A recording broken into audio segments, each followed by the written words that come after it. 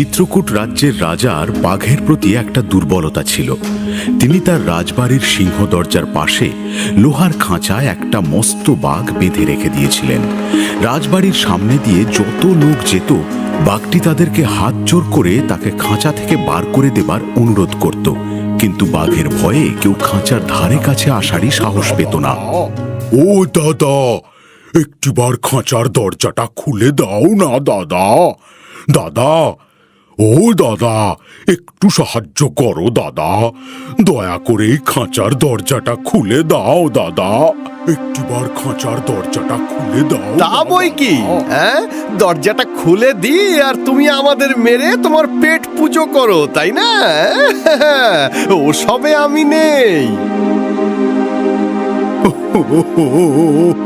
কেউ আমার কথা শুনছে না, সবাই ভয়ে পালাচ্ছে। কি যে করি কিছুই বুঝতে পারছি না। কেউ সাহায্য করছে না দেখে বাঘ নিরাশ হয়ে খাঁচার মধ্যে মনমরা হয়ে বসে রইল। এমন সময় সেখান দিয়ে এক ঠাকুরমশাই যাচ্ছিলেন। ঠাকুরমশাই, ঠাকুরমশাই, আপনার দুটি পায়ে পড়ি, আমাকে এই খাঁচা থেকে দয়া করে বার করে দিন। আমি সারা জীবন আপনার দাস হয়ে থাকবো। আহারে, বাঘটি তো বড় লক্ষ্মী।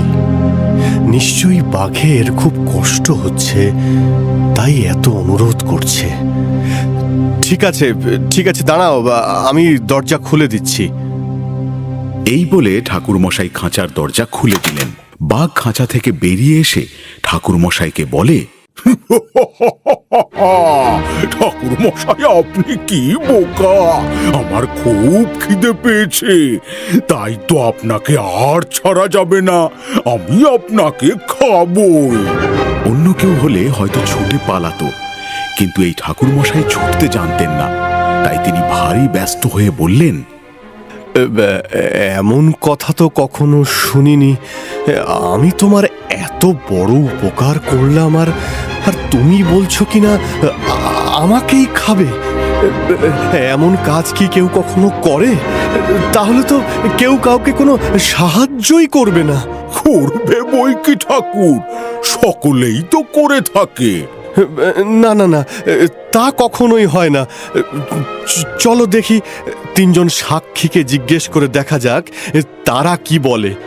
আচ্ছা চলুন, আপনি যা বলছেন সাক্ষীরা যদি তাই বলে তাহলে আমি আপনাকে ছেড়ে দেব, আর যদি তারা আমার কথা ঠিক বলে তাহলে আপনাকে আমার পেটেই যেতে হবে। ঠিক আছে, চলো। এই বলে ঠাকুরমশাই আর বাঘ সাক্ষী খুঁজতে মাঠের দিকে গেলেন। দুই ক্ষেতের মাঝখানে খানিকটা মাটি উঁচু রেখে চাষিরা একটি সরু পথের মতো করে রেখে দেয়, তাকে বলে আল। ঠাকুরমশাই সেই আলকে দেখিয়ে বললেন, এই যে এই আল হলো আমার একজন সাক্ষী। ঠিক আছে, ওকেই জিজ্ঞাসা করুন ও কি বলে। ওহে বাবু আল, তুমি বলো দেখি, আমি যদি কারো ভালো করি সে কি আমার উল্টে মন্দ করতে পারে? পারে বই কি ঠাকুর মশাই, এই আমাকে দিয়েই দেখুন না, দুই ক্ষেতের মাঝখানে আমি থাকি, তাতে তাদের কত উপকার হয়। একজনের জমি আর একজন নিয়ে যেতে পারে না, একজনের ক্ষেতের জল আর একজনের খেতে চলে যায় না। আমি তাদের এত উপকার করি, তবু হতভাগারা লাঙল দিয়ে আমাকে কেটে তাদের ক্ষেত বাড়িয়ে নেয়। শুনলেন তো ঠাকুর মশাই, ভালো করলে তার মন্দ কেউ করে কিনা। এই থামো থামো, আমার তো আরো দুজন সাক্ষী আছে। চলো চলো, আরো এগিয়ে যাই।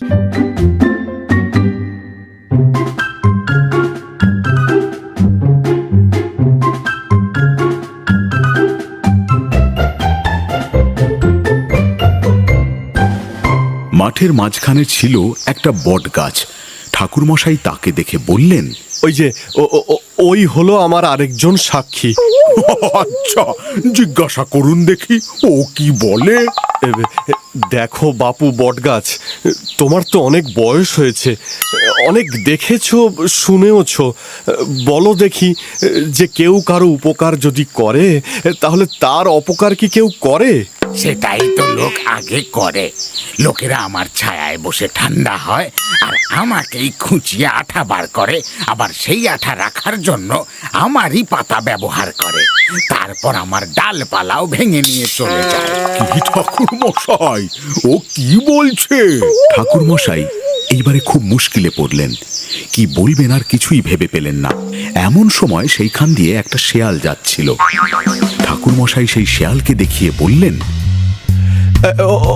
ওই যে ওই হলো আমার আরেকজন সাক্ষী। দেখি ও কি বলে।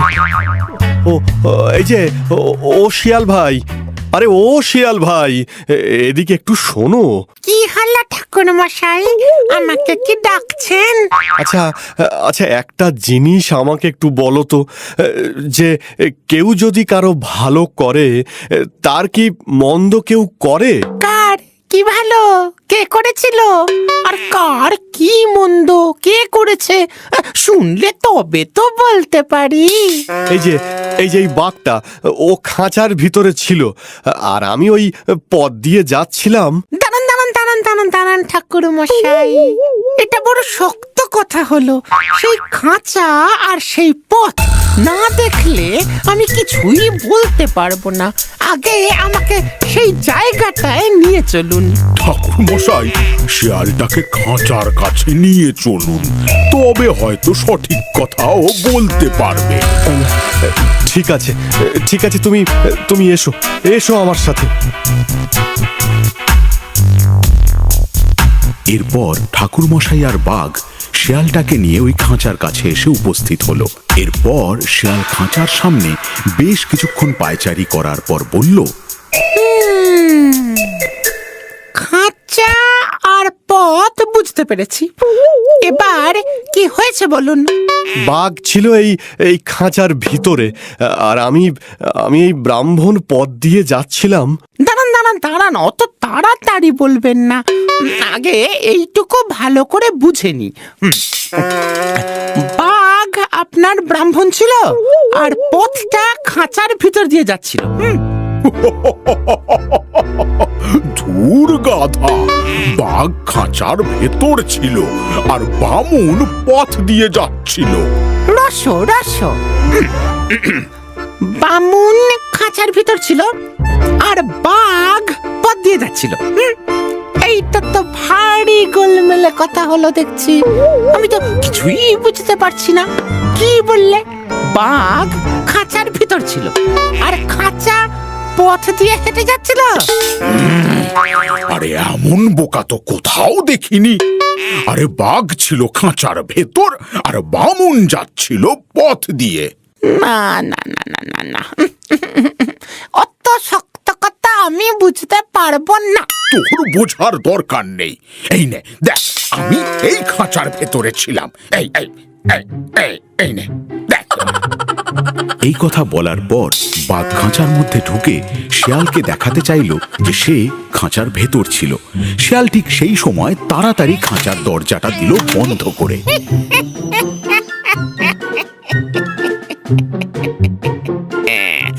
এবার আমি সব বুঝতে পেরেছি।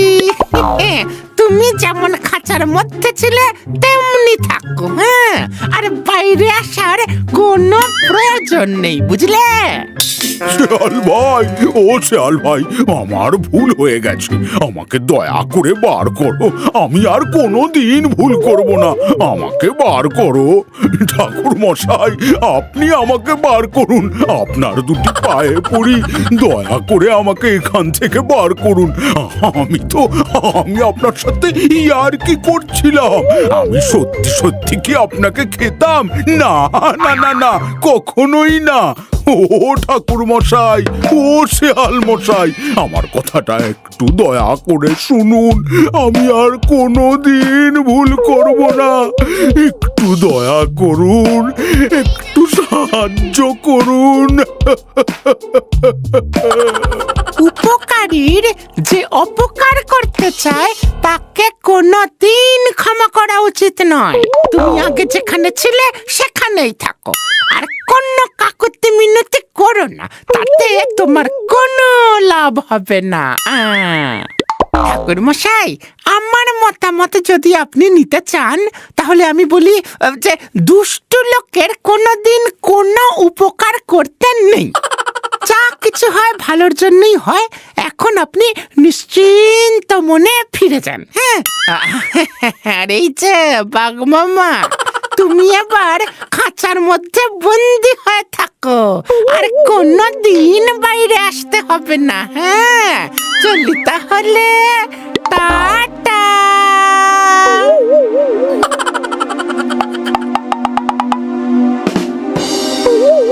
ও ঠাকুর মশাই, ও শেয়াল মশাই, আমার কথাটা একটু দয়া করে শুনুন।